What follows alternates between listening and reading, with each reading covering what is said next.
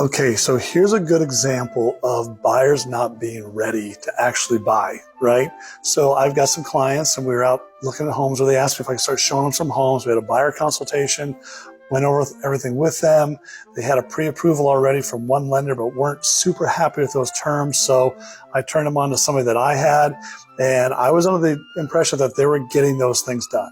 Well, I reached out to my lender and said, hey, have these folks contacted you yet? And he goes, nope, haven't gotten them yet. And this was a couple days before we were supposed to start seeing homes.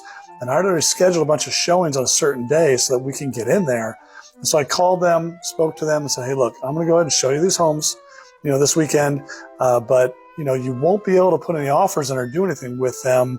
Even if we find something you love, you've got to get a hold of this lender and get your process started if that's something you want to do. So we went and saw the homes. They loved a couple of them, and they started asking, hey, can you find out a little bit more about this house? Can you get the background of this house? I'm like, yeah, absolutely. Let me make some calls, get that going, reach out to the lender, get your stuff going over there just in case you love one of these and get the answers you want. We want to put an offer in. And then they said, well, can we start negotiating a little bit, see if they'll do something with the price and, see kind of where they're at? I said, look, I can ask them questions, but the negotiation starts when we start sending in offers. We don't want to do a lot of verbal negotiation. We want to put something in paper or on paper in front of that person so that they can present it, and then we can start our negotiations from there. But you can't do that without a pre-approval, and most of the times proof of funds as well, to show you have the funds to fund that loan as well as closing costs.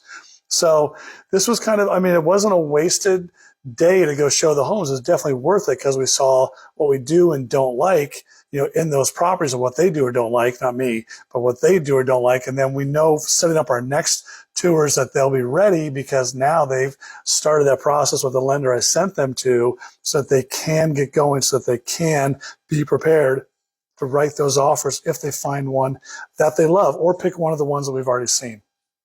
So don't go out there, kind of short and sweet. Don't go out there without a pre-approval because it's not going to help you. It's not going to help your agent. It's not going to help you get a home. Okay, so get that done. I got to go. I'll see you.